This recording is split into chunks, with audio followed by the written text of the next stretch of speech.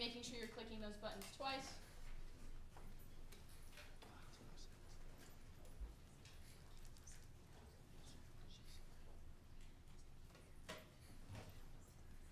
Senator McCall. Oh, I'm naked.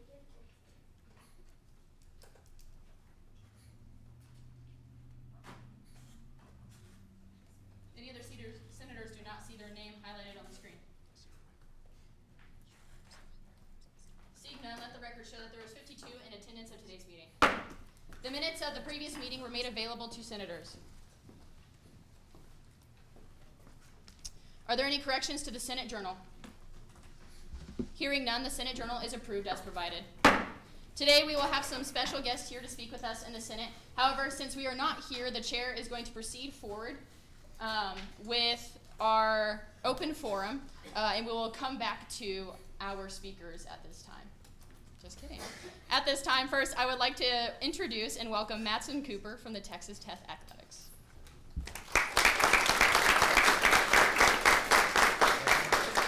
Oh, this is my podium? Yes, Sweet. sir. All right.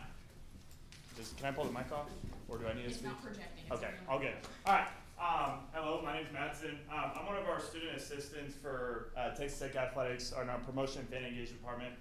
I'm here to talk about tortillas. I know we're all dealing with it, and I figured what better group to talk to tortillas about than you guys.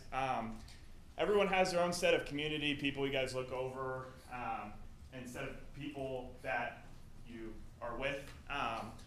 And I thought this would be a good opportunity to talk to you guys and really give you guys the opportunity to hear directly from us on what to expect this weekend and on Saturday. So first, I want to talk about directly what the consequence is and what that looks like. So let's say my name's Fred. I show up with a tortilla on Saturday to the student gate, or I'm a fan and I show up with a tortilla on Saturday at any gate. So at first, before you even get in the gate, in the past, I think what a lot of students misunderstand is we've been very lenient. We're not anymore. KT Black, that's our security group, is now going to take them. They are going to check. They are not going to invade your personal space. So if you conceal them in a private area, we can't take them. So with that said, it won't be anything that would be concerning. But if you're a guy, you have them in your boots, or you have them in your hat, or wherever you hide them, everything's going to be checked except anything that'd be considered invasive. So if we do find a tortilla on you before you get in the game, you'll be asked to discard them. There are tortilla bins. So any tortilla that we find will go to a farm. It's like a farm for animals, and we're going to donate those. So that's the trade-off. If you decide you don't want to donate and you still want to bring them in and throw them, that's your call. So what will happen from there is if you make it inside with the tortilla and we happen to find it, that's on you from there on out. So what does that mean? Well, first and foremost, we've increased our police presence inside not only the student section, but throughout the stadium. So before you get in your student section, or fans, and you start pulling them out because you think KT Black or security's done with you, that's the change as well this week. People are going to be coming up and down the student section looking for them. So if you still have them and you try to move them or distribute them, they will be taken, and people are looking. If you don't see people looking, we've installed cameras all around throughout the stadium looking for tortillas. And so there are people in a control room that's hidden, and they are looking for tortillas. So if you now decide you've made it through this gate and you somehow still made it through people looking and you decide to throw it. So what does that mean? This is worst case for us as athletics. So if they are thrown the first time, we get a warning. And I take that lightly because it's not really a warning. We can still get fined, even if it's the first time. So far we haven't, but it keeps getting worse for us. So that's the first step. If it happens again, and it can just be one bad apple, we are fined $100,000, and we get a 15-yard penalty. So that is why we are taking this to an extreme level as far as security goes, because we just simply put it. We can put $100,000 into a soccer program, and they can go pretty far in the NCAA tournament. We don't want to spend it on going and, paying a fine to the Big 12, which also goes to other Big 12 schools. So if you want to support other Big 12 schools, go at it. Now, what does that mean for the student? If you are still determined on that and you want to throw them, good for you. If we catch you, you're going to not only be thrown out of the game immediately, but they're going to collect your ID, and you are going to be suspended not only from all football games, but every athletic event that Texas Tech has for the rest of the year, and could be future years. Right now, it's just the year. So you will not be welcome back. Your ID will not work. If for whatever reason you are still trying to encourage, or you allow or try to distribute, that same consequence can come down on you as well. So additionally, if your tortilla hits somebody, and I don't think a lot of students understand this, if they're balled up and they hurt somebody, you can be charged like a crime. And so it happened last game. Someone rolled it up into a ball and it hit one of the Kansas players. They pressed charges, and that is totally possible. So I say all that to say, yes, I understand, and our whole athletic department understands the tradition. We don't want to take it away. None of us sit here and are like, yes, tortillas are gone. That is not the case. But it needed to happen, because this is never what it was. And for a lot of students who are here, or maybe your parents were here, and even like, I don't know if you guys know ball knowledge, but in 2008, Texas and Texas Tech, Michael Crabtree catch on the sidelines, we win the game, #1 Texas. Not a single tortilla was thrown that game. And we have, it's Oklahoma State, they're not great, probably gonna go in there and take care of business. But we play, our following game is BYU. They're ranked well ahead of us, and they're on a roll. And if we get one of those penalties that game, that can lose us the game. And it's just because of stupidity. So with that said, I don't come here to lecture. I come here to educate you guys and to hopefully provide you guys with the opportunity to educate others on what could happen.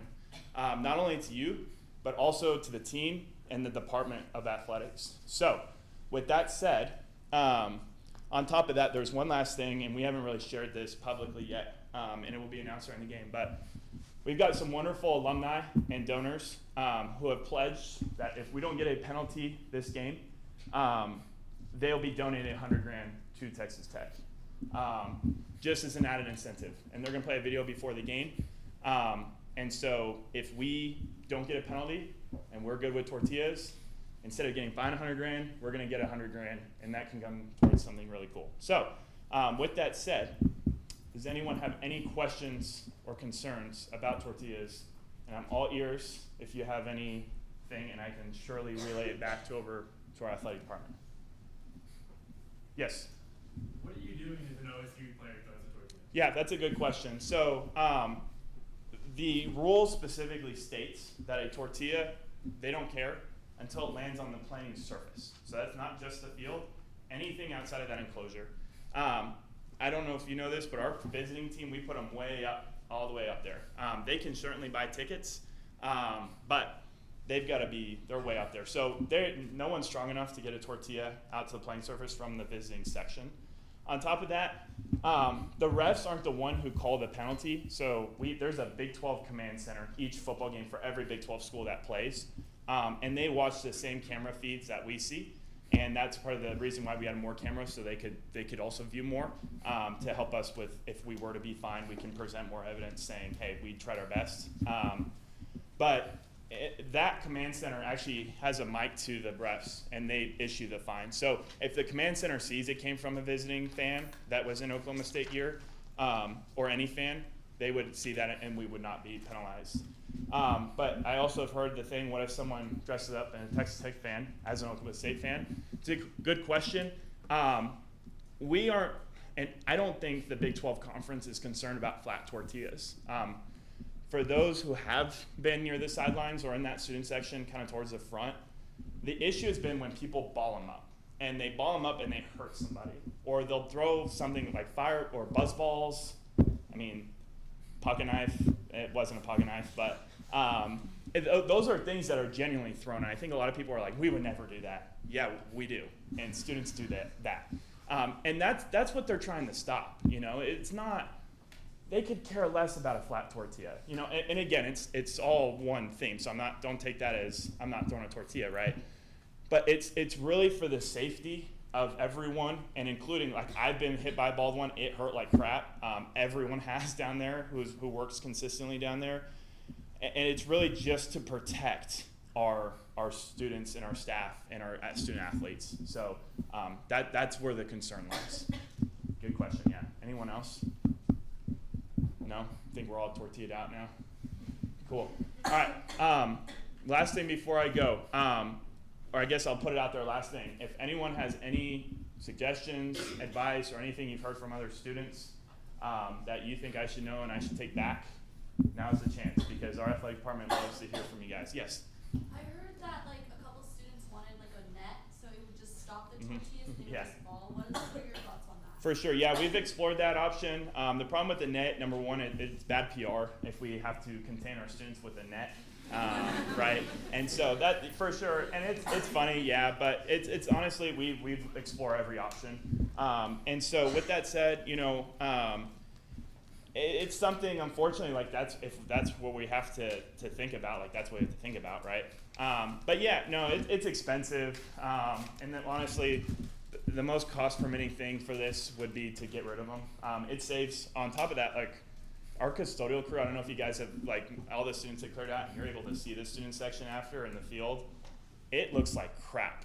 Imagine your freshman dorm and it's 10 times worse, okay? And so it is awful.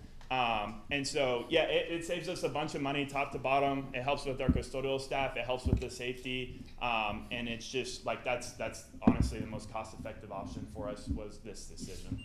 So, sweet. Anyone else? Yes? I know there's been some talk about it potentially in some of my friends' circles, but has the athletic department thought about maybe potentially suggesting that if we were to be able to continue the tortilla tradition, instead of throwing it at kickoff, what if we threw it whenever the run-out happened?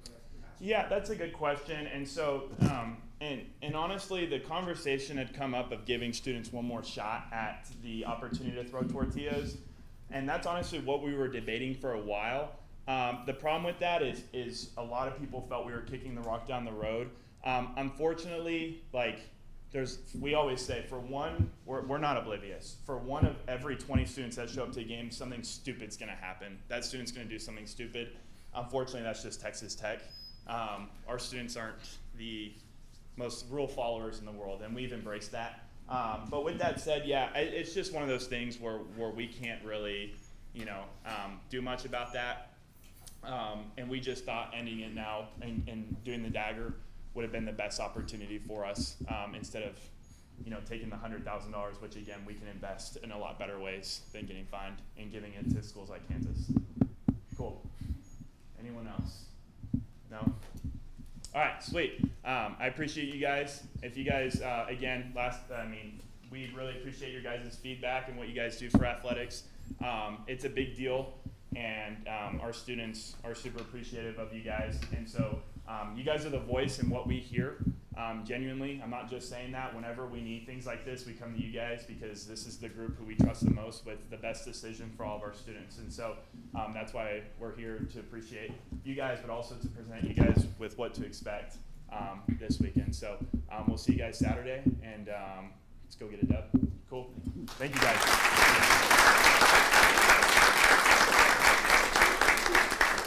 As always, we really thank the athletics department for all of their hard work throughout the years and for really working with us and ensuring that the students get the best experience as possible while keeping our team safe so we can go to the Big 12 championship and win a title. So thank him and the athletics department again.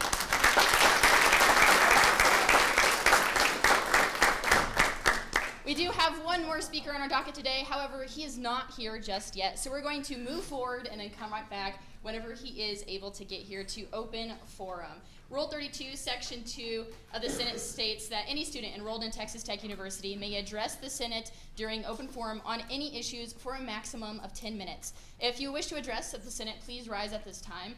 State your name and college you're enrolled in for the record. Do I go up there first? Yeah, go ahead.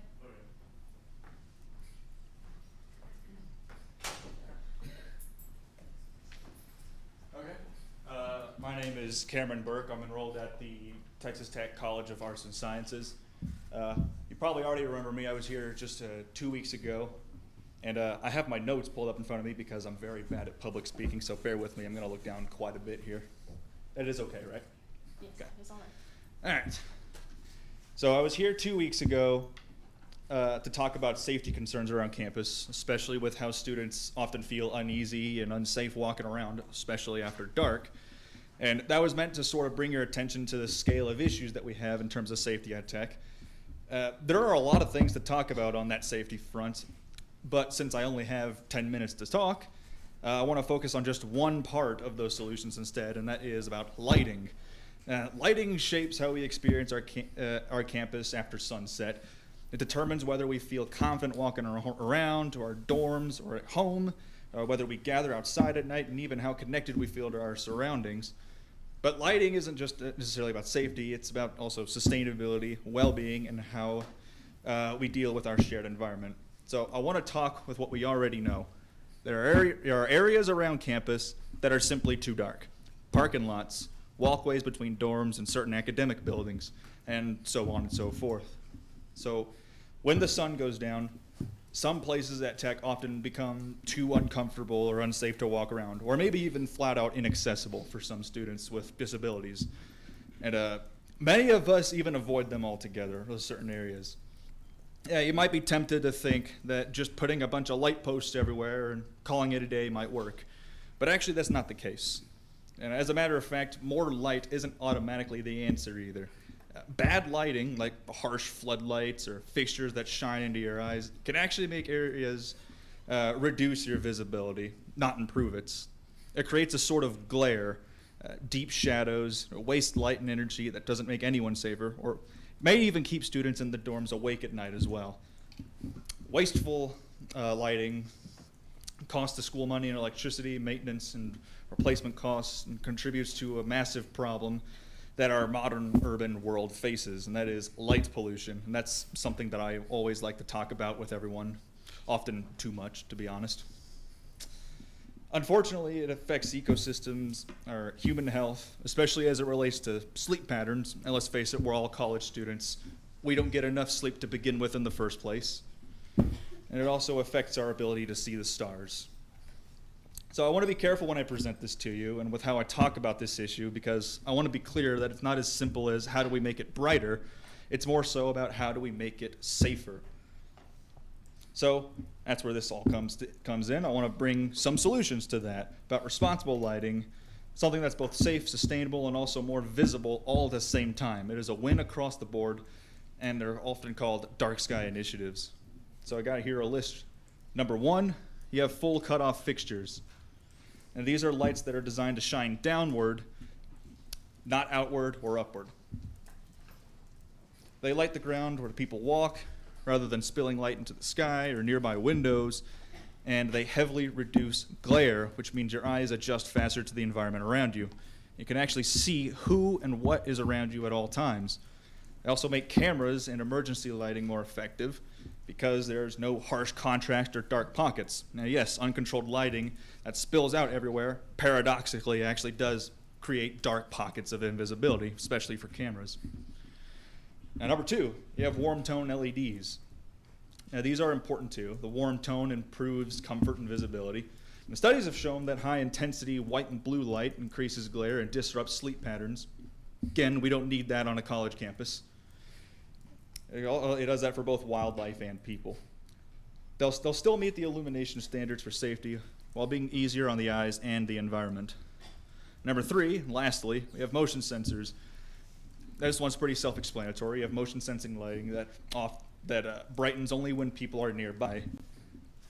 That means less energy waste, more money in Texas Tech's pockets. They also signal movement and presence around you. When a light turns on ahead of you, you know that someone or something is in the area. Now over time, this reduces electricity costs and the campus's carbon footprint. Now that's fine and all, but why should we care whatsoever about this? Well, dark areas feel unsafe, but glare can also make it harder to see faces and read the environment around you. That can also make it just as equally unsafe, maybe even more so. So smart lighting gives you even visibility across the board, which is what actually prevents accidents and improves the perception of safety around here. A properly well-lit walkway doesn't just look safer, feel safer, people use it more. When students are out and about after dark, that visibility itself becomes an added layer of safety. Lighting accounts for around 15 to 20% of the electricity use globally. Every inefficient fixture is wasted energy, wasted money, and unnecessary carbon emissions. And so by upgrading the way that I had just mentioned earlier, campuses across the country may cut lighting energy by about 40 to 70%. And that's not just some hypothetical number I pulled out of my ass. Excuse my French here. The University of Arizona and Penn State have seen these results, real, actual, tangible results, after adopting dark sky solutions like the ones I mentioned. And think about the message that sends, that our campus both values safety and environmental concerns. It's a win across the board, like I said. Excess lighting pollution disrupts sleep, wildlife, and our ability to enjoy nature. So when light is controlled and directed only where it is needed, we regain something that we have lost, the experience of a natural night sky. Now imagine being able to walk around campus at night under a safe, warm light and being able to see the Milky Way galaxy right above you, Orion's belt. That's a small but powerful quality of life improvement. Now granted, just doing that across Texas Tech won't automatically make you see the night sky because we're surrounded by a city, Lubbock. But we can lead by example. We deserve a campus that's safe, welcoming, environmentally friendly, and most importantly, accessible. Texas Tech has a really, really bad accessibility problem, in my opinion. So we can make our campus safer and more sustainable at the exact same time. We can make it a place where people feel secure walking at night and where we can still look up and see the stars above us. Thanks.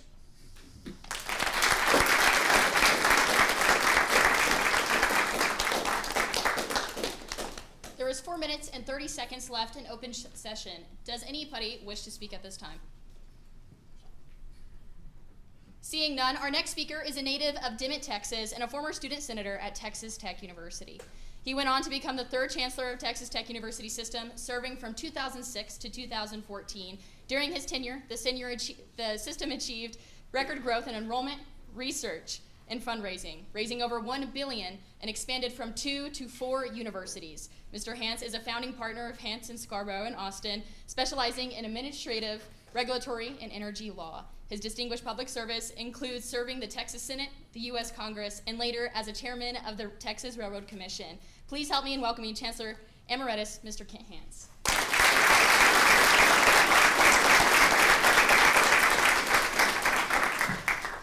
Are you still in the student senate? First of all, congratulations. Congratulations to you for being elected, being selected by your peers. I want to share this one story with you. It's really good. I had a friend in high school, and he used to say to me, "Why do you get mixed up in that Mickey Mouse Student Council?" And he'd always say that. When I was 31, I got elected state senator. And I saw him. And he said, "Boy, you're lucky." I wasn't lucky. I was preparing for it. You know, I had a lot of things to do, and the people are the same. Issues will change. I like what the last speaker said. I have a ranch, and I like to see the stars at night, you know. And so you get new ideas. This is where ideas start, and I want you to be enthused about your service. It matters. It really matters. And you should work hard and be a good member of student government. I've seen some of our people and how they've done. I had a girl that went to work for me 5 years ago, and her name was Kristen Pettit, and I said, "If you do what I say and you work hard, you're going to hit some home runs." And she worked for me for 2 years, and then I got her a job with the U.S. Senator. In January the 25th this year, she walked in the West Wing of the White House. She wasn't in the White House Oval Office, you know, but she was in the West Wing. That's where the action takes place.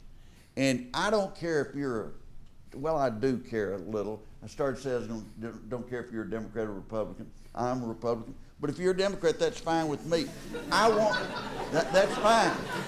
I want you to be involved. You know, when Biden was president, we had some people that had gone to Texas Tech that worked for him. I want people that are Texas Tech people to work in Congress, to work for government, to make sure that our issues are getting listened to. You know, the thing that I had an issue the other day in my law firm, and it had to do with the Pentagon. And I called a girl that was in one of my classes. I teach a class on leadership. And if you don't take it, someday you'll be living under a bridge. You know, that's how good that course is. You'll be a millionaire. Bridge, millionaire. That should be a quick decision. But I called, this girl is the scheduler and personal assistant to the Secretary of Defense. Or Secretary of War, whatever, the names change. But anyway, I called her and she helped me solve a problem real fast. She was a Texas Tech student. Don't underestimate your ability and what you can do. And I've seen it, and let me tell you, I can take anyone that's been in the student senate and I can tell you, they're going to do well. They're going to do well. And that they're going to do what needs to be done to be able to have the power that they will need to have someday. Some of you will be on a city council someday, some of you be in the state legislature, and some of you be in Congress. I'm just telling you, it's easier than you think. You've got to work hard. When I ran for Congress, somebody asked me one time, how'd you get elected? I worked hard. I raised money. I did everything I had to. And I knew the issues. Here's the thing, in student government, there are going to be issues, but you will know those issues. You'll study about it. You're not going to want to get up and talk and not know about the issue somebody may ask you about. So you have a great advantage. I'll just tell you this, I think you have a better advantage going to Texas Tech than any other place. We have the student intern program that you can work in that. How many of you have ever been involved in that, the intern program? Probably none, some. We've got some. You need to try to do that in the future. Get on that list and make sure that you're participating in that. I have a book. I have some books I want to give you. Marsha Blackburn's a good friend of mine. She's a U.S. Senator from Tennessee. She's running for governor of Tennessee. And she's a Republican. And if you don't want that book, if you'll call me and tell me you want a Democrat book, I'll find you a Democrat book. I want you to be involved. I want you to know what the issues are. I don't want you to sit on the sideline. You know, I want you to be happy and have a smile on your face and be out there campaigning and helping people. I got elected state senate when I was 31 when I went into office, and I had about 30 of my friends that were fraternity brothers and saddle tramps, and some girls that were in school with me and everything, and they took off. Some of them took off 2 weeks and helped me in my campaign. And I beat a guy who'd been in office 16 years, and that was hard to do. But I had friends that were helping me, and it was exciting. Be involved. Don't sit on the sideline. That's very important. And it's important for you, and it's important for Texas Tech. That's really all I had. I do have a course that I teach always in the fall semester. It's a leadership course. And I've had Ed Whitaker, who I'll see tonight. Engineering college is named after Whitaker. He was a roommate of mine in college. You know, no one in my family had ever been to college. No one in his family had ever been to college. And he wound up being CEO and chairman of the board of AT&T and General Motors. He's the only person in the history of the world that's been CEO and chairman of the board of 2 of the 10 largest companies in the world. He's big time. He's big time. You know, Jerry Rawls will be there. The business school's name, he's big time. He was in school with me. And we were just wandering around. We didn't know any better. Somebody forgot to get us over the side and say, you can't do that kind of stuff. We were just like, yeah, I'll run for state senate. Yeah, I'll be, an officer at AT&T. That's important. Don't underestimate your ability. I believe in you. You wouldn't be where you are today if you didn't have some talent. You've got talent, and I want you to utilize that talent to help Texas Tech. You look at some of the things that Texas Tech's done. Look at our graduates. Susan Graham is the #1 mezzo-soprano in the world. And she is from Midland, and she got 2 degrees from Midland. She 2 music degrees. Someone forgot to pull over and say, come here, you can't do that. She thought she could, and she did. And Ed Whitaker, I mentioned him, Jerry Rawls. There are a lot of people that they underestimate themselves. Don't do that. I want you to dream high. And my motto at Texas Tech when I was chancellor was dream no little dreams. You heard it a million times. Dream no little dreams. And I would say this, lots of times at graduation, just kind of joking, I'd say, if you're going to dream little dreams, you got to transfer to A&M or Texas. And I got a lady that wrote me a scathing letter. I wrote her back and said, get over it, lady, it's a joke. But I want you to set goals and have good goals and accomplish those goals. And I want to be proud of you. And someday I want to say, that's one of our graduates. And the books we'll give to you, don't take one unless you want to read it. Read it. It tells about the obstacles she had to face as a woman running for U.S. Senate and getting involved in politics and how she accomplished those. And so they're good. If somebody wants some other book, some kind, I'll buy you a book. You just got to let me know what it is. It's got to be reasonable. And, I want to make sure that that's understood. Thank y'all very much for letting me come and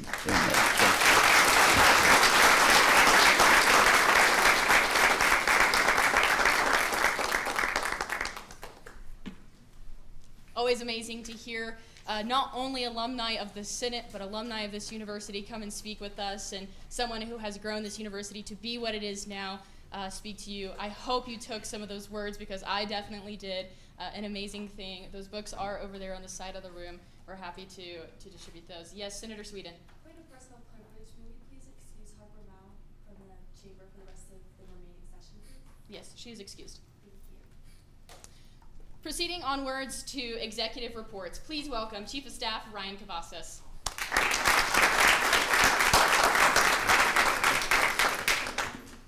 How's it going, everyone? I'll keep it short and sweet for y'all. Planning a town hall. It'll be Wednesday, November 12th. It'll just to kind of, it'll be in the sub, most likely in either the ballroom or the Matador room in the second floor. It'll be open to all students to come in and provide feedback on their thoughts for the Student Success Corridor. And we'll be having admin there, probably be 1 to 2 hours long in total. And then we will be hosting the Big 12 convention next fall. So as y'all know, 2 weeks ago, we went to Morgantown, West Virginia, and had a good old time. And so this coming up spring and even the end of this semester, I'll be working with Director Carter Eric, Government Relations, to plan our next convention, because we'll be hosting it. So yeah, that's all for me. Thank y'all. Up next, please welcome External Vice President Jackson Bentley.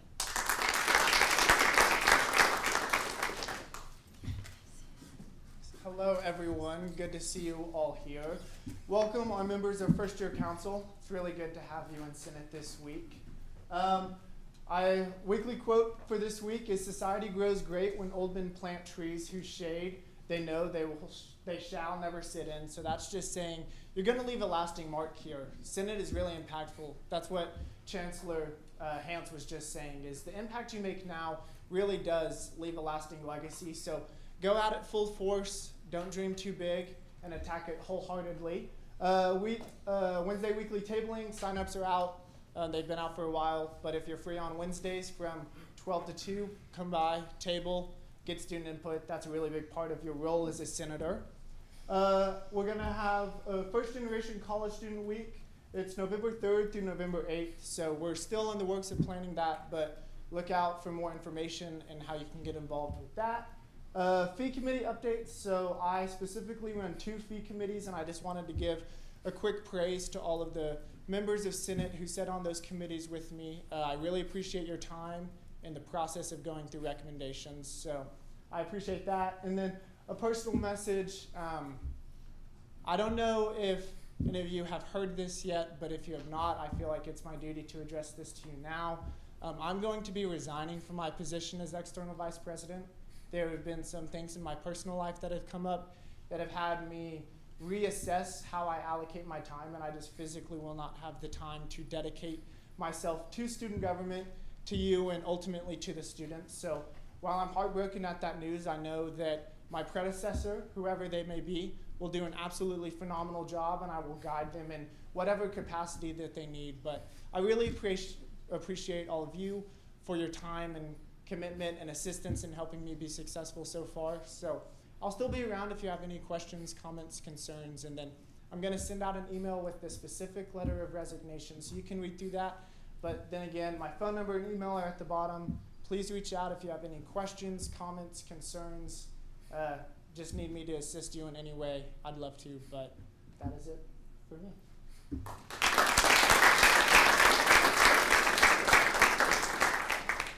Up next, please welcome Student Body President Faith Geiswhite.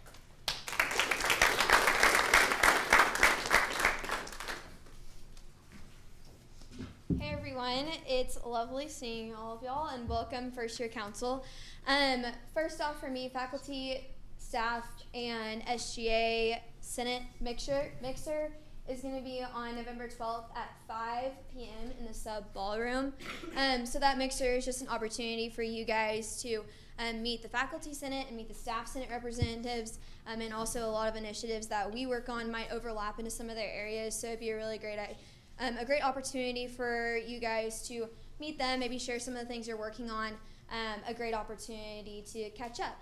Big 12 conference recap. We talked about a lot of different things at Big 12. I know Ryan mentioned a little bit.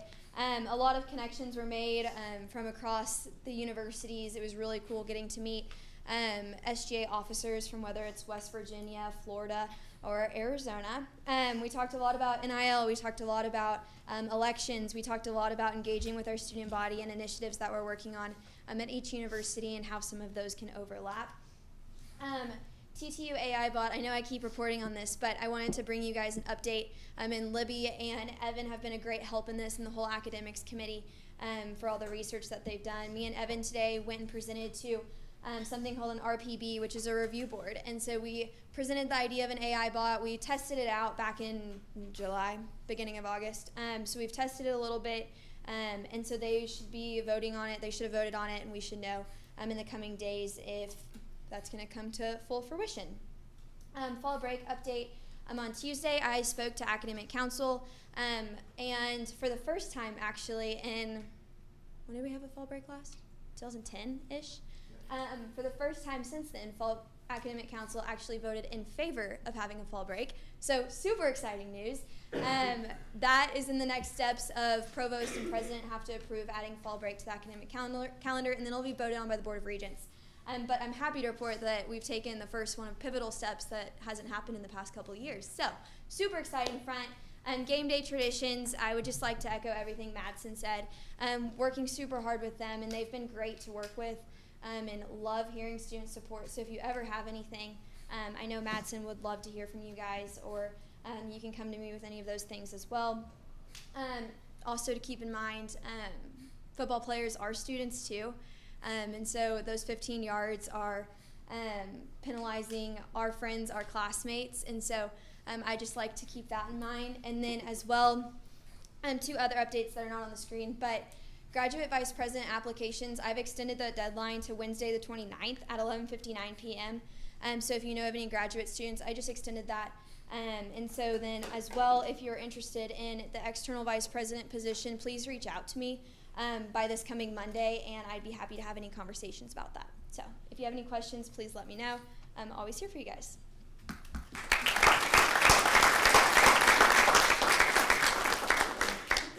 Moving on to judicial reports, seeing as there is none at this time, we will proceed to remarks of the President of the Senate. Hi guys, happy meeting. I just want to start by welcoming our first year council. We weren't here last meeting, so it's always amazing to have y'all in here. First and foremost, points deadline, first week of December. Again, we're coming up on it really quickly, so I just want to take a moment to remind us what some of our points look like this semester. So 2 action legislation, 1 congratulatory, 2 outreach, 3 service hours, and 1 meeting with the IVP. Seeing as there's a lot on the docket this week, most of you have probably gotten it, a good majority of your points just from this meeting alone. So on Monday, you should be receiving your points that you have up to this point.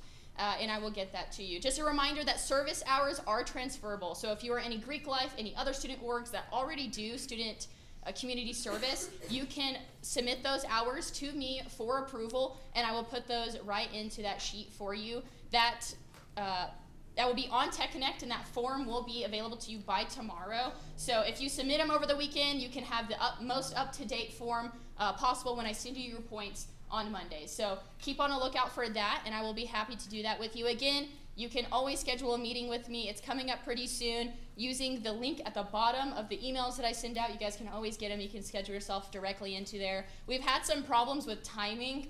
My biggest piece of advice, if for some reason it's coming up as a different time, make sure you set your time zone in the book with me area. That'll fix your little time zone problem. Next is quality of legislation. I just want to remind everyone that you guys are doing so well, writing such good quality legislation. We have to make sure that the legislation that you're submitting to the Rules and Administration Committee is reflecting that. The Rules and Administration Committee is tasked with ensuring that all of the legislation you submit are pretty pristine and ready to go. If we had to print them tomorrow, they'd be sitting on the admin's desk. We don't want any errors. And so next meeting, we'll probably do a little quick overview, make sure that everyone is doing good. So whenever you're sending in those pieces, again, make sure that we're having no grammatical mistakes, making sure your comma ands are looking great, and that your center line or your top line is centered, all of that fun stuff, ensuring that we're doing that. So RNA doesn't have to catch it, Melanie doesn't have to catch it, I don't have to catch it, we can send it right to y'all. Dean meetings, ensuring that we're getting those. Our colleges are doing great scheduling those dean meetings and getting them done. Reminder, those can count as one of your committee meetings for the week, so you don't have to have 2 meetings. But awesome job with the dean meetings so far. Lastly, merch order. That link does close today. So please make sure to go to the GroupMe, order your merch after the meeting. Obviously, don't be doing anything else on your laptops. Go make sure you order those after the meeting. It closes at midnight. More than likely, we'll have a little photo shoot. This also goes for y'all. You guys can order merch. You guys are also in that group chat. Order the merch. We'll probably do a little photo shoot whenever we get it in, just so we can see your smiling faces in SGA merch. As always, we're here for something greater. Chancellor Hance did mention this is SGA, as members, we have the responsibility to ensure that our constituents are heard on a greater level. I want to make sure that that is told to you guys as well. If you were at the joint session meeting a couple weeks ago, you heard Chancellor Mitchell talk about how leaders are responsible for the values that we instill and the standards that we set for ourselves. Every person in here is a leader in their own right, and you're all doing good by just sitting here, like Chancellor Hance just said. So again, don't forget, leaders make millionaires, bridge millionaire, bridge millionaire, remember that. Making sure that we are staying up to date, ensuring that we're not throwing tortillas, and listening to the people around us, and ensuring we're writing great legislation to follow that. As always, as one unified body, we work together to empower every Red Raider through leadership, advocacy, and community with intentional representation and a spirit of innovation. We leave a legacy of excellence that shapes the future of Texas Tech. We only have 2 more meetings left in this semester, and I believe 7 next semester. So time is clicking away, and always come to me if you have any questions. Y'all are doing great. If I haven't told you lately, thank you for everything you're doing. Moving on to committee reports. At this time, we'll be giving committee reports. When your committee is called, the chair, vice chair, or committee member designated to present the report will rise and give a brief summary of the report, ensuring to touch on any key issues the committee wishes to be addressed. We will start with college committees, moving alphabetically throughout them, and proceeding to standing committees. Starting with College of Arts and Sciences. So for College of Arts and Sciences, we met with our dean, Associate Dean Dr. Force, and we talked about a couple of things like the temperature control in Molden Hall, scantrons, textbook fees. And we also, one of the major things we talked about was holding a social where we could meet the deans of the Arts and Sciences College, kind of like honors, how they do it with like the pancake with the dean. And we set aside a time and a place, an idea, and we're kind of working towards that right now. Next, at large.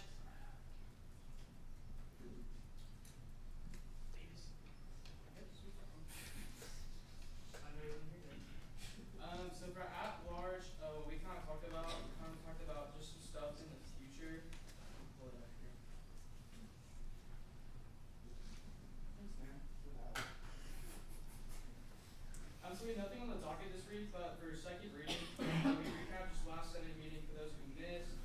New business, we talk about advanced registration for senators and check-in for point requirements. We also plan our discussion with Dr. Gregory on 10/28, discuss his role with the medical drops and work on forming a more personal, meaningful relationship with administrators. We also talked about legislative brainstorming, so pedestrian safety at Main Street and Flint, expanding student seating at football games, limit the use of smoke machines at football games, water fill stations in older buildings, coffee and hot chocolate bar for students during finals.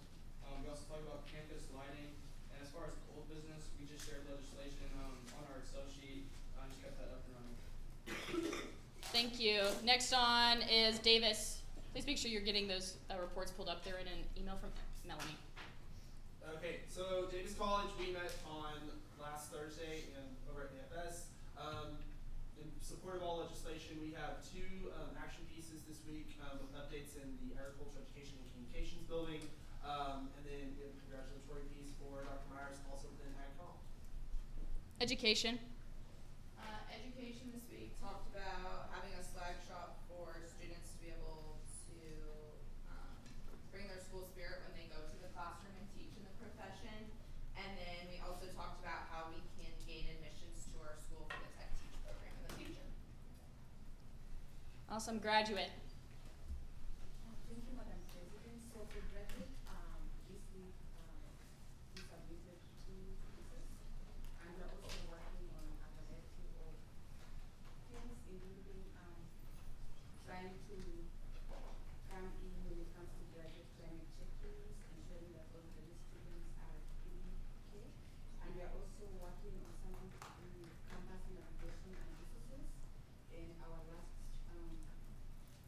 pieces are dealing with these new research, RSE, initiatives, and that's all. Thank you. Architecture. This week we talked about conducting the survey that we're going to send out to students all through our architecture as we prepare and set up a time to meet with our dean. We're still waiting for response from his secretary. We've talked with her a few times, but we're just trying to figure that out now. And as we prepare the survey, we'll then move forward with legislation based on what they think and not what we just think they think. So we're just getting that going. Honors. We met with our dean this past week, and we discussed how honors can better advocate for ourselves and the initiatives that they're working on. Dean Hernandez is relatively new and has already made a lasting impact in the honors community, and we asked her how we can help further that, and we have some ideas for legislation. Thank you. Human sciences. So our human sciences, we had the initial meeting with the dean and some associate deans currently working on legislation that they want to see and some initiative that they want. So currently working on the newsletter and some research opportunity with faculty members. Thank you. Law.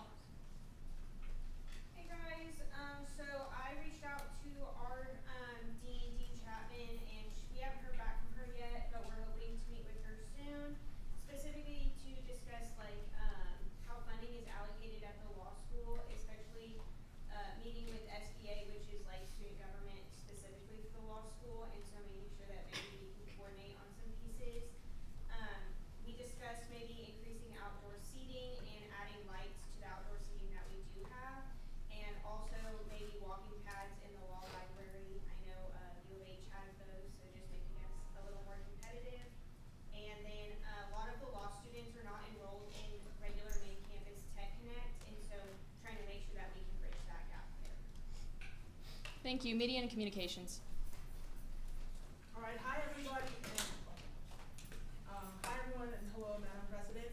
So recently for the MCOM building, we've been discussing seat readjustment within classroom 0057, which has been placed on second reading, along with working on the AC fixtures within the current MCOM building that we're in. And new business that we're currently discussing involves camera implementation in the MCOM building and surrounding areas, more lighting, better lighting fixtures in the MCOM parking lot, parking for student workers in the MCOM lot, and the parking pass at RO2, and speed readjustment of the line scooters potentially. So that's something we're working on, and we're also working on creating a meeting. We're probably going to meet with our dean in mid-November. So that's what we're working on. Thank you. Rawls. Okay, so right now we're in the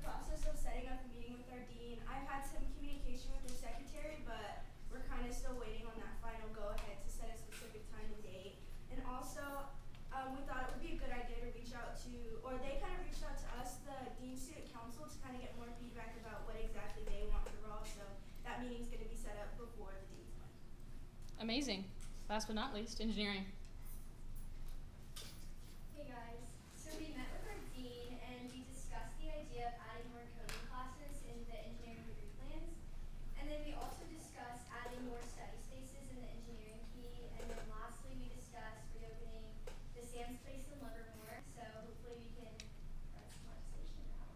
Thank you. Proceeding on to standing committees, academics. So for academics, Student Vice President Bates said we're working on AI chatbot, and that's basically what we've been working on. Since the last time I've been here, we've had a couple meetings with IT, and it's just been, they're really excited about it, so we're just working on implementing that. Budget and finance. Hi everybody. So for BNF, we went over what to expect when we give our interviews for committee with StudentWorks, and just explore new ways for orgs to reach out to me, Anne Marie, or Teresa. Thank you. Campus infrastructure.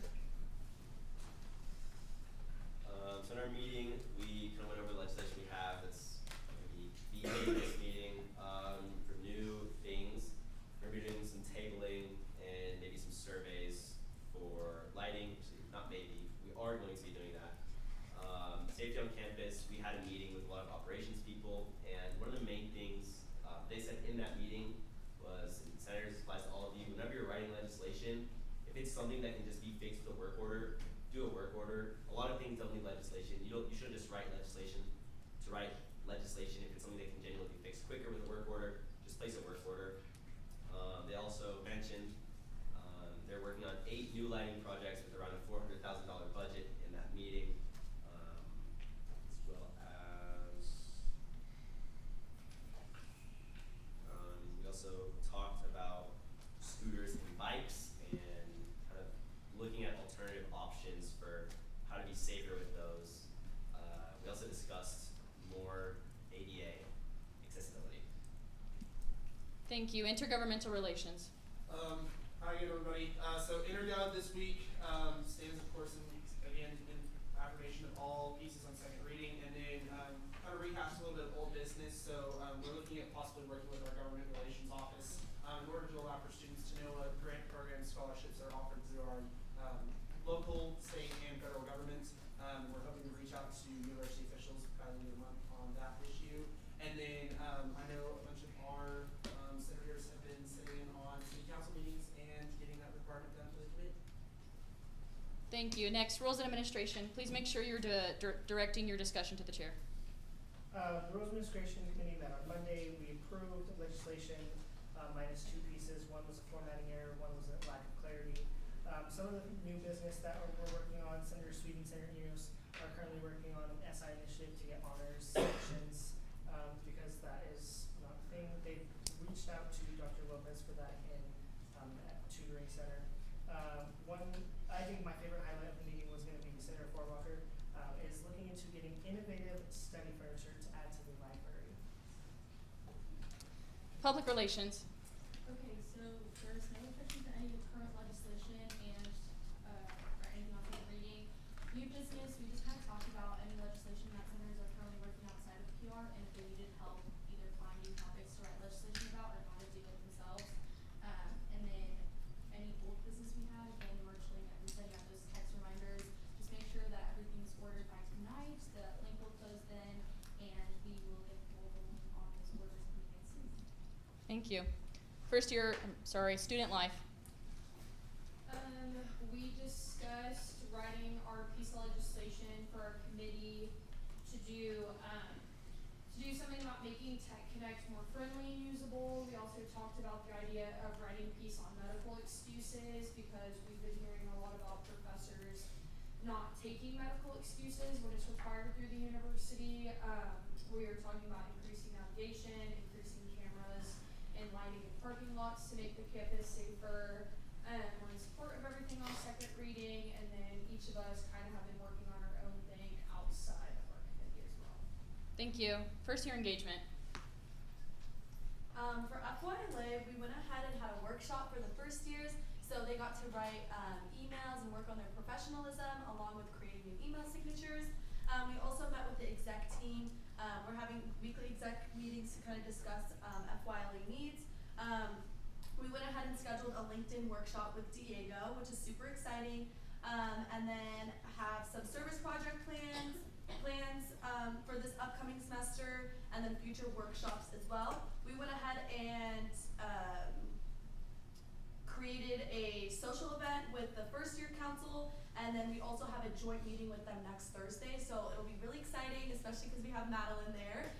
But we're super excited. They're doing such amazing things, and I can't wait to see what they accomplish. As far as FYC goes, our last meeting we had our officer elections. Our president is Corbin Lofton. Our vice president is Thomas Mann. Secretary is Allie Knittle. Our historian is Jackie Rowe. We're having our next meeting October 30th. As Sarah mentioned, join. We're going to be in here with Madeline doing some Harley Pro stuff. On that, we'll have our first officer meeting this upcoming week. And yeah. Awesome, thank you. Congratulations, FYC. Next is inclusion. Okay, so it's, Senator Allen and I were actually at a meeting that Samuel was talking about, just getting everything together and trying to make sure the campus is as safe as it can be. And then some other fun things that we're working on is helping better understand the students and what they need from us as senators and how we can advocate for them. And then America over here is so amazing. She's working with the graduate senators, so hopefully have an initiative to better support international graduate students, because a lot of us graduate students are international students. And then some of the old business, we want to have a town hall or shooting brought to the next semester, so we all the different student groups get together. And making ADA parking, like Samuel said, more close to the ADA entrances, because sometimes with ADA parking, it's not by the entrance, it's not as helpful as you think. Thank you. Lastly, sustainability. Thank you, Madam President. Sustainability Committee met last Thursday and discussed continued initiatives regarding recycling, reusability of campus products, and energy efficiency. Thank you. At this time, it is 7 p.m. FYLA, FYC. If you wish to leave the chamber at this moment in time, you may.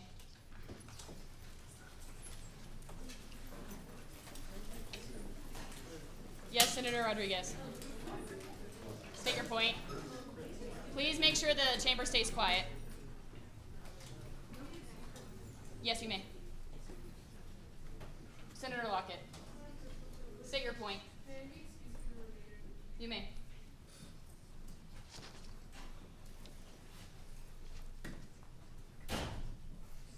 All right, today we do have 6 new senators joining us. At this time, I ask if you are a new senator, please rise to be sworn in.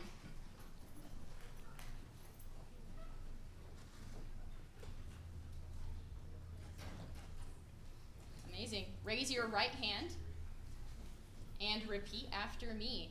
I do hereby solemnly swear that I shall faithfully execute the duties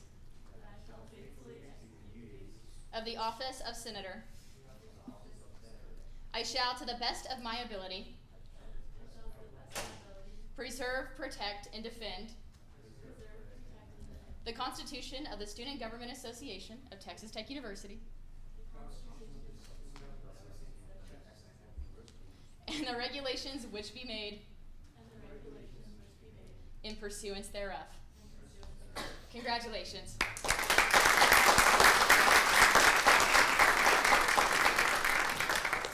The floor is now open for routine motions and other business. Seeing none, we should now proceed to first reading. First on the agenda is Senate Resolution 61.41. Senator Bijou. Madam President, I rise to introduce Senate Resolution 61.41 regarding creation of a Spanish for healthcare professionals minor within the College of Representatives. Mayor, You may. Okay, hi everyone. So basically this is a piece about introducing a Spanish medical minor. And what that looks like, it's for pre-health students who want to be able to communicate effectively with Spanish speaking patients. And we brought this up to Dr. Borst during our meeting with the dean, and she is in support of it. She just wants student feedback, and so we thought we'd bring it up to Senate so we could give student feedback. And the main reason that we want to bring this up is because spoken Spanish is very different from Spanish in a medical setting. I see it every single week at a clinic that I work at, along with other TTU students. A lot of our native Spanish speakers are unable to explain simple procedures in Spanish to Spanish-speaking patients because of how different Spanish is from like medical Spanish. So with that being said, I move to send Senate Resolution 61.41 to second reading and send to all committees. It has been moved and seconded by Senator Pois to send Senate Resolution 61.41 to second reading in all committees. This motion is undebatable, unamendable, and requires a majority vote to pass. Please vote in the polls.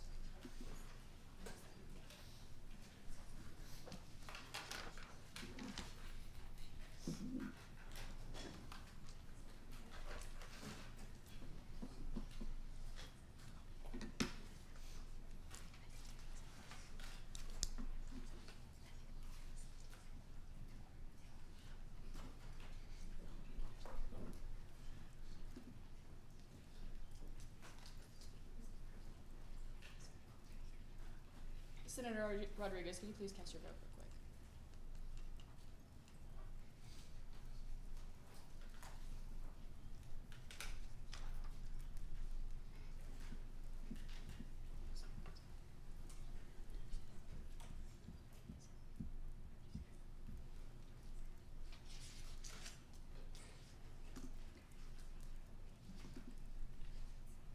With 100% in the affirmative, motion passes.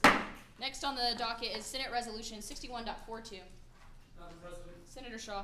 I rise to introduce Senate Resolution 61.42, stating the sentiments of the Student Senate regarding updating lines in the Agricultural Education and Communications Building to enhance the student experience. May I approach the podium? You may.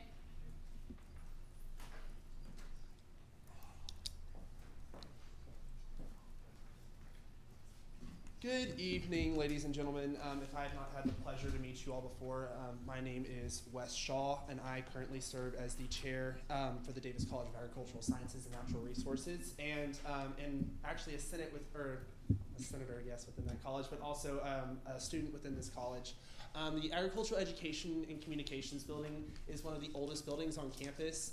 If you've ever had a class in there before, it's extremely hot. We have found that a lot of our airflow, whether it be heating or cooling, is lost through outdated window treatments. We've spoke with numerous members of our student body within the department, within the department, along with officer teams for various organizations within the Department of Agricultural Education and Communications, as well as numerous members of the faculty and the chair of the department, Dr. Scott Burris. With that being said, Madam President, I move to place Senate Resolution 61.42 to second reading and send to all committees. It has been moved and seconded by Senator Hayes to place Senate Resolution 61.42 onto second reading and send to all committees. Again, this is undebatable, unamendable, requires a majority vote. Vote in the polls.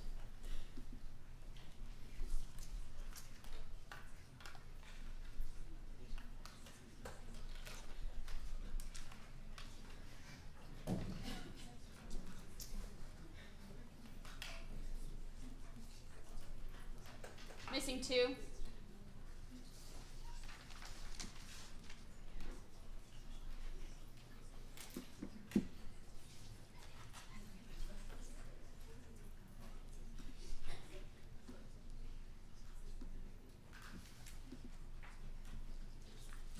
With majority in the affirmative, motion passes. Next on the docket, Senate Resolution 61.43. Senator Baker. I rise to introduce Senate Resolution 61.33, stating the sentiments of the Student Senate regarding the establishment of a bi-weekly SGA newsletter to strengthen communication and engagement. May I approach the podium? You may.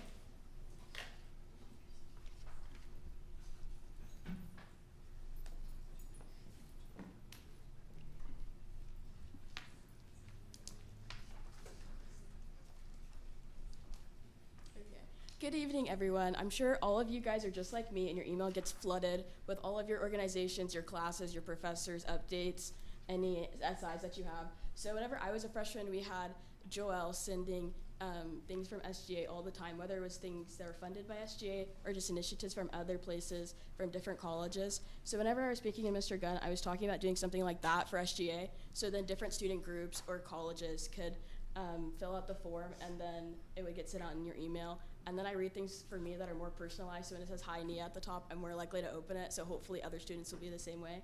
So Madam President, I move to put Senate Resolution 61.43 on second reading and sent to all committees. It has been moved and seconded by Senator Richard to place Senate Resolution 61.43 onto second reading and sent to all committees.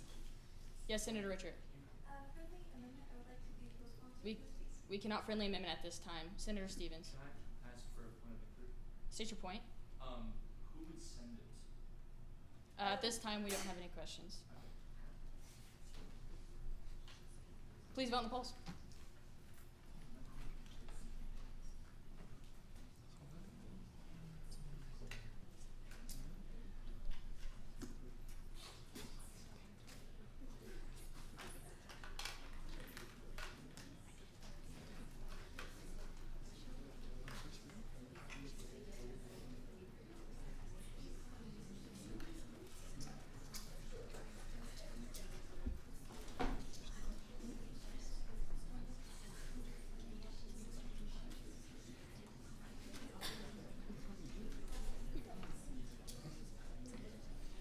Missing four. Missing four.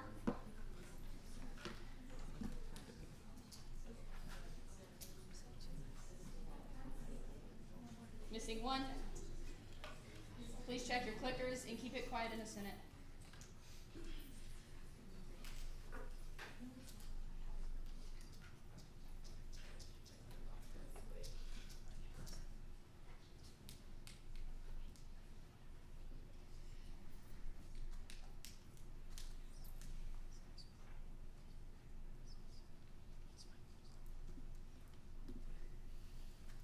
With 52 in the affirmative, motion passes.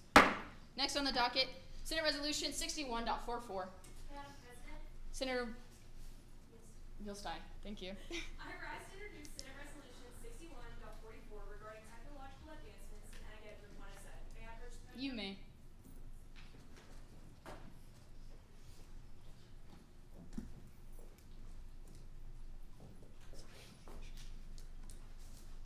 Hi everyone, my name is Emily Milstein and I'm a student in the Davis College, but I'm an at-large senator. And this piece is regarding technological advancements in Ag Ed Room 107. There's wires and cabling hanging from the ceiling, and that's a big distraction for staff as well as students. And so that's just something that needs to be fixed. So I move to send Senate Resolution 61.44 to second reading and sent to all committees. It is moved and seconded by Senator Lansdale to send Senate Resolution 61.44 to second reading and sent to all committees. Again, this is undebatable, unamendable, and requires a majority vote. Vote in the polls.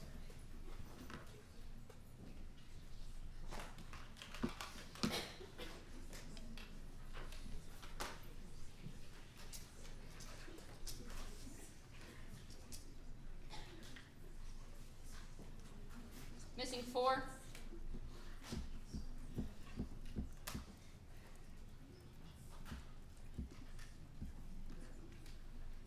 With 53 in the affirmative, motion passes.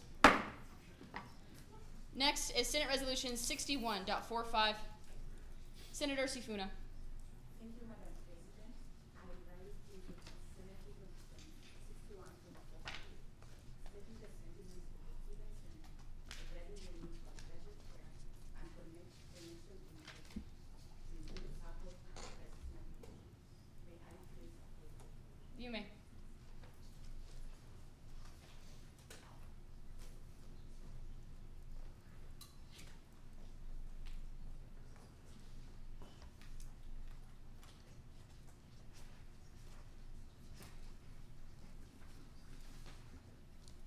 So this piece basically seeks to strengthen graduate student well-being and communication at Texas Tech University by creating earlier, clearer, and more compassionate ways and pathways for support.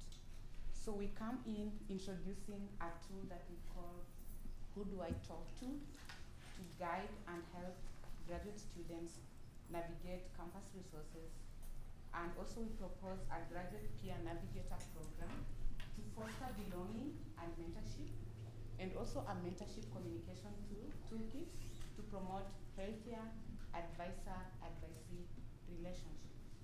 So this initiative reflects the Texas Tech mission to foster excellence in teaching, learning, and research, while also preparing students to lead and serve in a global community. So by prioritizing care for graduate students, connection, and also proactive support, this piece reinforces our commitment to helping every red raider not only succeed academically, but also feel valued, heard, and supported throughout their academic journey. So, Madam President, I move to place this legislation on second reading and send to all committees. It has been moved and seconded by Senator Kirkpatrick to place Senate Resolution 61.45 on the second reading and send to all committees. Again, undebatable, unamendable, requires a majority vote. Vote in the polls.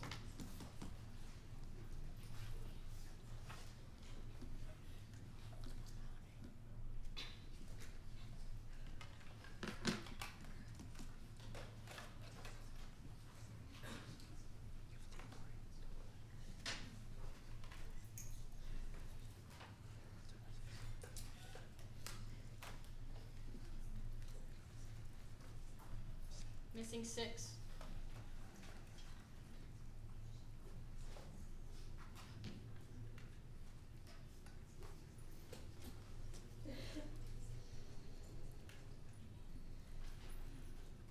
Missing 1.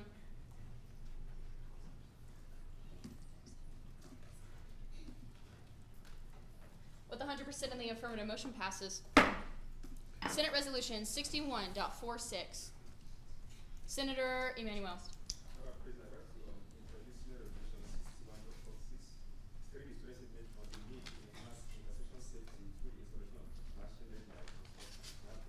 You may.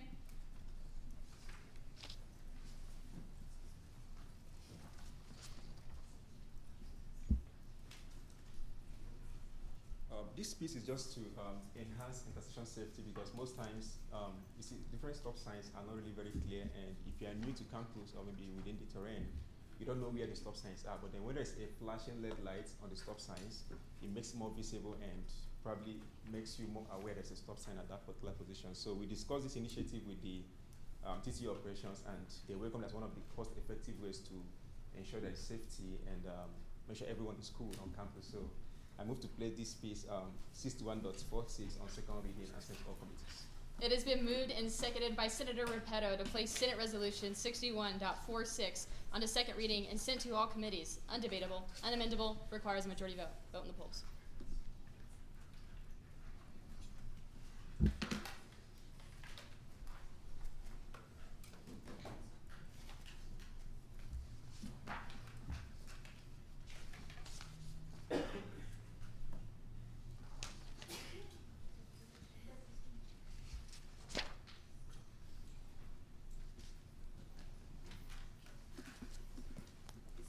With 100% in the affirmative, motion passes. Senate Resolution 61.47. Senator Emanuel.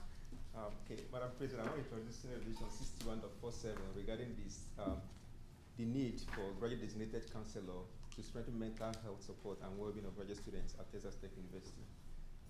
May I approach the podium? The podium's all yours.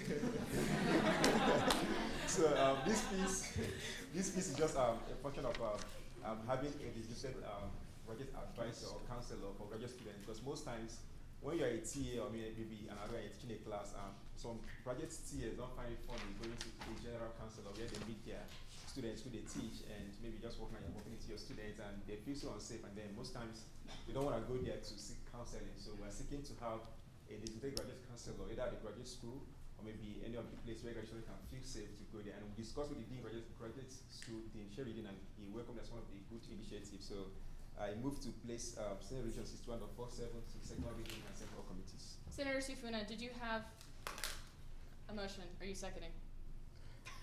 Okay. It has been moved and seconded by Senator Edwards to place Senate Resolution 61.47 61.47 on to second reading and sent to all committees. Undebatable. Unamendable. Requires a majority vote. Vote on the polls.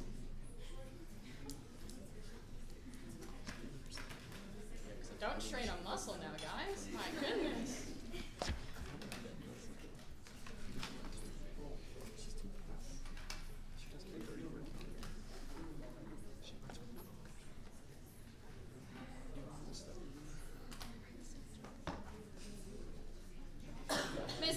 Missing two. Make sure the Senate chamber stays quiet.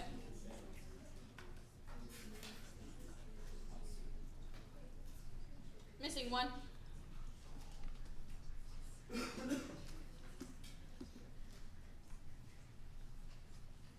With 54 in the affirmative, motion passes. Moving on to second reading pieces. Joint Congress Resolution 61.01. Senator Villegas. I rise to reintroduce Senate Resolution 61.01, or Joint Resolution 61.01. Neighbors vote. You may.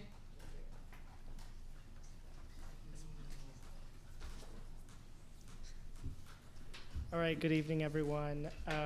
This is just a reintroduction of the congratulatory, or I guess resolution for our outgoing Chancellor, Dr. Ted L. Mitchell. In Dr. Ted L. Mitchell's time here, he's been a trailblazer, a leader, and a dedicated chief executive for our system. Chancellor Mitchell has welcomed Midwestern State University between this in 2021, and then also Chancellor Mitchell is not only a medical leader but also a national voice on health and wellness, serving on the Presidential Council for Physical Fitness and Sports under President George W. Bush. With that being said, I move to place Senate Joint Resolution 61.01 on third reading and final passage. It has been moved and seconded by Senator Enos to place Joint Congress Resolution 61.01 onto second reading or onto third reading and final passage. This motion is debatable, amendable to the second degree, and requires a majority vote to pass. Is there any discussion, amendments, or questions at this moment in time? Seeing none, please proceed to vote.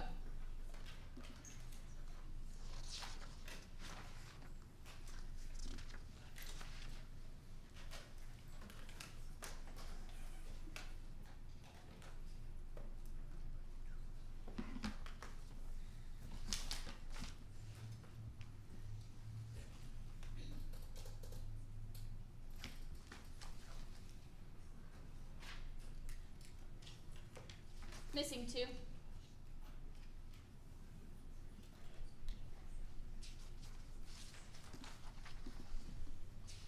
With 53 in the affirmative, motion passes. Senate Resolution 61.30. Madam President, Senator I rise Sweden. to reintroduce Senate Resolution 61.30, stating the sentiments of the Student Senate regarding the confirmation of Avery Phillips as Associate Justice of the Student Government of Association Supreme Court. May I approach the podium? You may.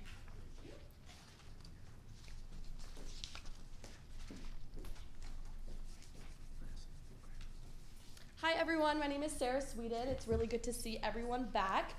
This resolution affirms that the Student Senate supports the confirmation of Avery Phillips as the Associate Justice of the Student Government Association Supreme Court. The committee has fulfilled all of its constitutional requirements and strongly recommends Ms. Phillips' confirmation. Therefore, this resolution seeks the Senate's approval by 2/3 majority vote to officially confirm Avery Phillips as Associate Justice of the SGA Supreme Court. Madam President, I move to place Senate Resolution 61.30 to third reading and final passage. It has been moved and seconded by Senator Mao to place Senate Resolution 61.30 onto third reading and final passage. This motion is debatable, amendable to the second degree, and as Senator Sweden stated, does require a 2/3 majority vote. Is there any discussion? Seeing none, please vote in the polls.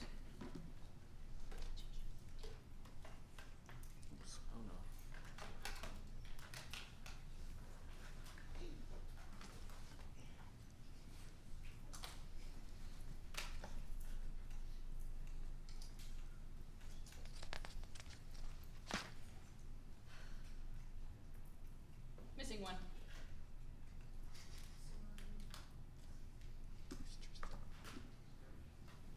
With 54 on the affirmative, motion passes.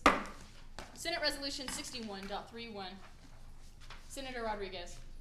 I rise to introduce the Senate Resolution 61.3, reinstating the sentiments of the student senate regarding the fixture of the AC units within the Texas Tech Media and Communications Building. May I approach the podium? You may.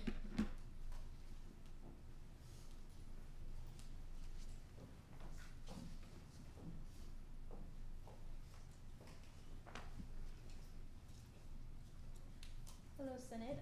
My name is America Rodriguez, and I'm a senator for MCOM, the Media and Communications College.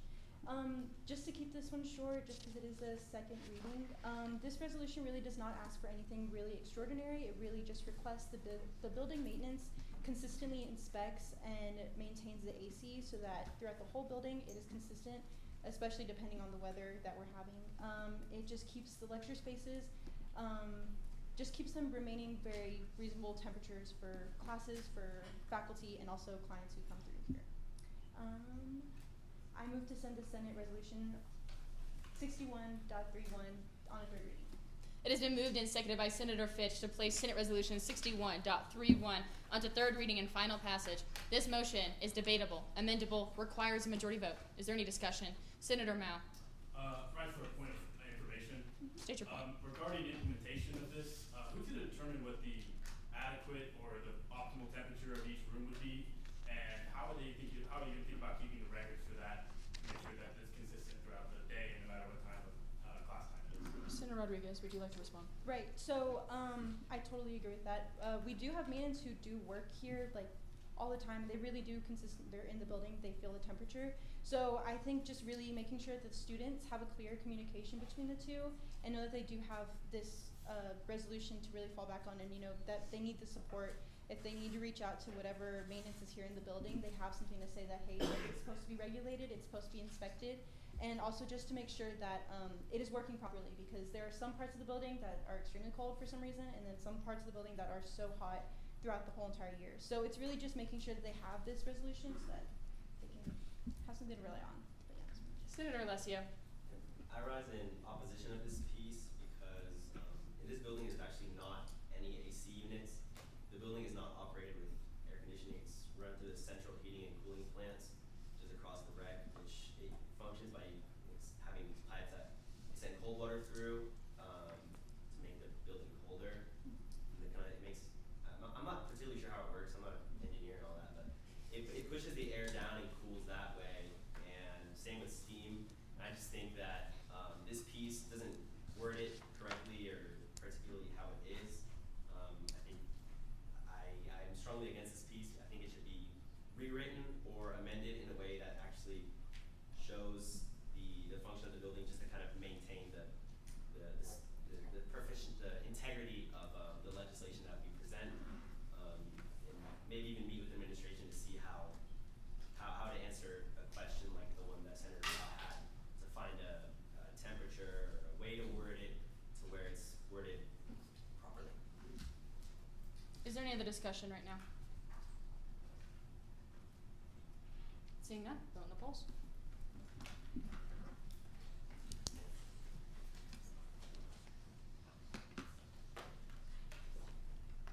Senator Shaw. Mike Zucker wrote Yes.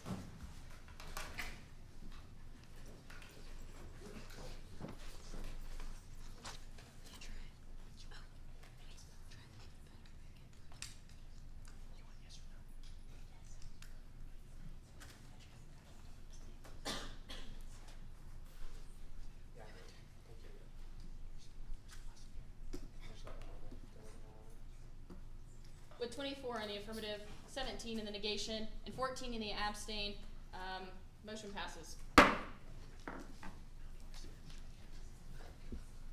Senate Resolution 61.32.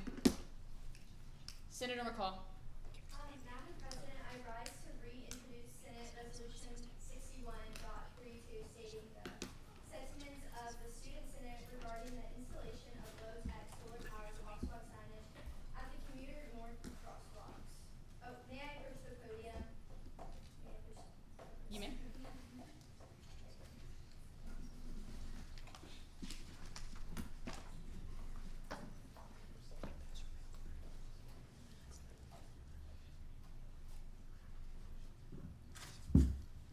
Okay, so this piece basically is just to possibly add the a solar powered crosswalk signage by the like commuter north parking lot. I'm not sure if like anyone parks at the commuter north parking lot, but like sometimes you kind of have to be like, am I gonna like send it today or get hit by a car? So I think I was in California recently and they had a bunch of these and they were super helpful. So I think implementing them like at Tech would be good. That's it. Oh, and also with that, I moved to place. where? Oh yeah, I was gonna get to that. Hold on. Okay, so then also Madam President, I moved to place the Senate Resolution 61.32 on second reading and sent to third reading and sent to all committees. It has been moved and seconded by Senator Sweden to place Senate Resolution 61.32 onto third reading and final passage. This motion is debatable, is amendable to the second degree, and requires a majority vote. Senator Alessio. Madam President, I move to amend the piece by adding on line 8 after Drive to Champions and the crosswalks heading out of the C4 parking lot on Flint Avenue. This is an amendment that we decided to add out of a miscommunication that was in between the work done for the piece and the writing for the piece.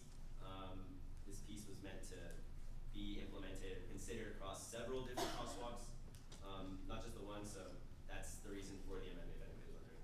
It has been moved and seconded by Senator Shaw to place Senate Resolution, to amend this Senate Resolution 61.32 on line 8 after Drive to Champions and the crosswalks heading out of the C4 parking lot on Flint Avenue. This is debatable, amendable to the second degree. It requires a majority vote. Since the piece itself requires a majority vote, is there any discussion on the motion to amend? Seeing none. All those in favor of amending, please say aye. Aye. All opposed, please say no. Ayes have it. Piece is amended as read. The main motion is back on the floor. Is there any discussion on the current piece? Seeing none, vote in the polls.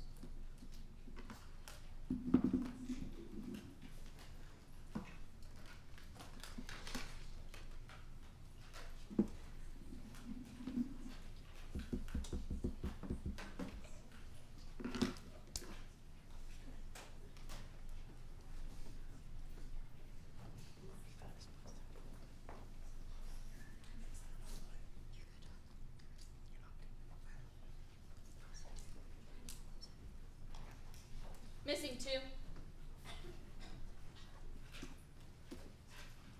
With 55 in affirmative, motion passes. Senate Resolution 61.34. Senator Hernandez. Madam President, I rise to present Senate Resolution 61.34 for the need of backup power in the chemistry building. May I approach the podium? You may.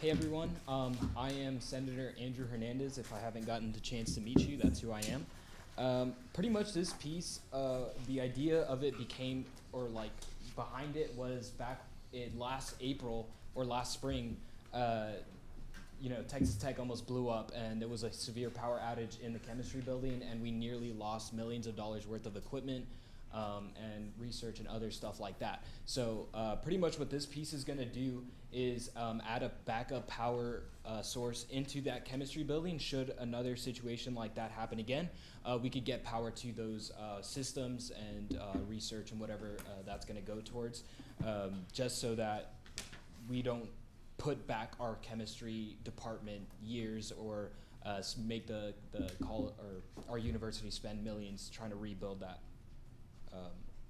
department. So I move to place this on third reading and final passage. It has been moved and seconded by Senator Cox to place Senate Resolution 61.34 onto third reading and final passage.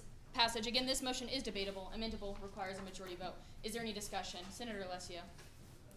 Friendly amendment, like to add senators as co-sponsors, as this was written by the Infrastructure Committee. There's M. Sorry, guys. Can you just bring that list up to the general clerk, please? Yes, ma'am. Is there any other discussion on the current motion? Seeing none, please vote in the polls.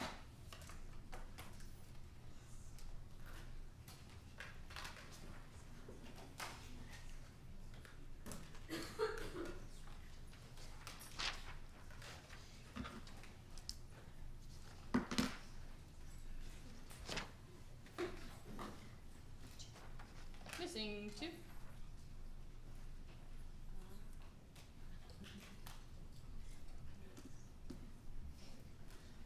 With 100%, the affirmative motion passes.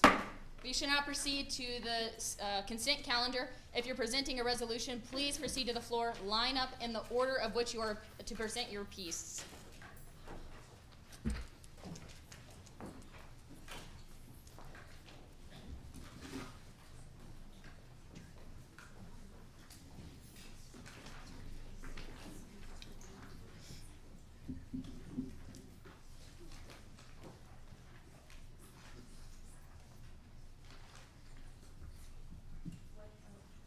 Senate Resolution 61.48. Do I read the beginning part? Is that how I start this? You don't have to. Oh, well, basically, this is a congratulatory piece for Addison Boning.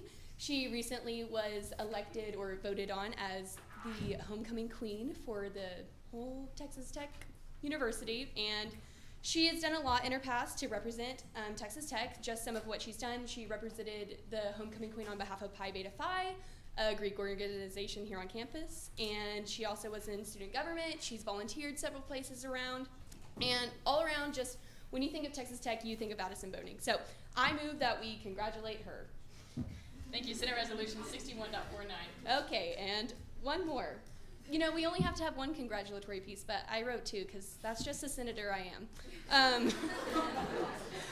Anywho, I think we should congratulate Carter Arrett, who was homecoming king. He was EVP last year for the student government, and when you think of Texas Tech, you think of Carter Arrett. And if you don't, then you should meet Carter Arrett, because I would say that you probably don't know him. Yeah, that's what I have to say. 61.50. Good evening. My name is Charlie Fierbacher, and I'm presenting Senate Resolution 61.50, stating the sentiments of the Student Senate congratulating Texas Tech Panhellenic Council on a successful fall 2025 primary recruitment. This past year, there was 1,045 students registered for primary recruitment. And for many of these students, it serves as an event for their first introduction at Texas Tech University in the spirit of our campus community. So I would like to congratulate the Texas Tech Panhellenic Council on this. Senate Resolution 61.51.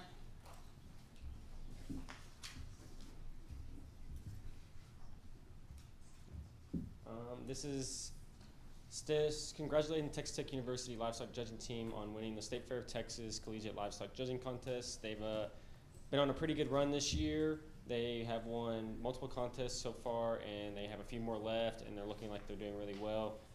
They've just been really working hard, and they're representing Texas Tech and Davis College to a high degree, and so we're just wanting to congratulate them. Senate Resolution 61.52. So I'm going to be congratulating Dr. Courtney Myers on winning the 2025 Distinguished Educator by the Non-Land Grant Agricultural and Renewable Resources Universities Award. That's a tongue twister. This award honors innovative teaching and a strong commitment to student success in the field of writing. Dr. Myers continuously pushes students and strengthens students while maintaining a positive classroom environment, even though she's definitely humbled me on a few assignments. But there is no one more deserving, so congratulations to her. Senate Resolution 61.53. Hi everyone, my name is Sabrina, if you haven't met me yet. I wrote this piece just to congratulate my sorority Kappa Kappa Gamma and our homecoming partners Kappa Alpha Order for winning second place in the SOSing competition. They really brought it this year, and we stepped up our game from previous years in homecoming, so I'm just really proud of them. Senate Resolution 61.54. Hi everybody, my name is Zoe Whittakind. I wrote about Texas Tech University Honors College being featured in Forbes magazine, where they highlighted our undergraduate research programs that pays freshmen from day one, and I really want to congratulate the deans for making the Honors College what it is today. Senate Resolution 61.55. Hi everyone, if I haven't met you yet, my name is Yemi Akinye, and I am here to present Senate Piece 61.55, congratulating Jacob Lujan, the editor-in-chief of the Daily Torador, for receiving the 2025 Brent Ross Award for leading the Daily Torador and the College of Media and Communications into Texas Tech's centennial year. His dedication to journalism and true thorough research has helped to propel the newspaper that helps to represent all of the activities and events that happen here on campus. And he has been a voice and advocate for journalists all across the board. And I just want to congratulate him specifically because without him, we wouldn't know what's going on within the Texas Tech University. So I want to congratulate Jacob Lujan on winning the Brent Ross Award. No, he deserves that. He really does. He works hard. Senate Resolution 61.56. This piece is to congratulate Texas Tech Athletics on their new logo. I know some people hate it, some people love it. I think it's amazing. Brings us back to our roots as a university. So this is really just congratulating the athletic department on that big accomplishment of theirs. With that being said, Madam President, I move to place Senate Resolution 61.48 through 61.56 on the third reading and final passage. It has been moved and seconded by Senator Cervantes to place Senate Resolution 61.48 through 61.56 onto third reading and final passage. Please be aware that the consent calendar must pass with 100% affirmative vote unanimously to be passed. Is there any reason we should remove any piece from the consent calendar at this time? Seeing none, please vote in the polls.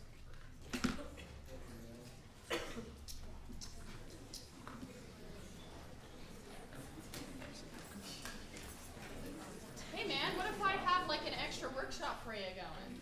Packing up already? That's got a lot to go. I know you want to go get your boogie shoes on, but come on now. With 100% the affirmative motion passes. Any member of the Student Government Association may make relevant announcements. Senator Villegas. Senator Downs. Yeah. Madam President, I move to adjourn. Madam President. Oh, wait. I don't have an announcement. Senator Villegas. What announcement do we have? Good night, everyone. Oh, good night. Okay, good evening, everyone. I'm just putting this on your calendar. November 12th at Urban Oxy Park, there will be a Meet Your Senators event. Working with the College of Sciences senators, we're putting that out there. It will be from 5 to 7, so short commitment. We'll have t-shirts. It's just so the university students can meet all of their beautiful faces.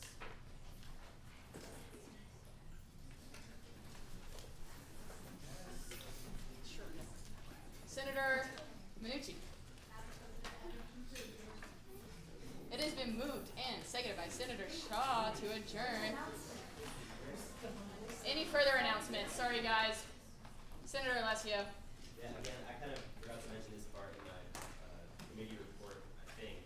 But if you see any lights that are out or anything, I know lighting's a big issue. If you see any lights that are out, anything kind of like on campus that you don't like or something, the operations team told us they are open to suggestions. You can literally email them, operations@tcu.edu. It's not hard to remember. Do your duty as a senator. You represent a lot of people. See a light that's out, send them an email. And again, if it's something that can be fixed by work order, do not write legislation. That takes quite a while to get passed. A work order can be a day or two. And if it's something big, you get your friends to do a couple work orders too. Get your fellow senators. A couple work orders get something moving in a big classroom fast instead of just one. So, yeah. Awesome. Any more announcements? Do I have a motion to adjourn? Madam President. Senator Emanuel. It has been moved and seconded by Senator Shaw to adjourn. All those in favor, please say aye. Opposed, please say no. Ayes have it. Motion passes.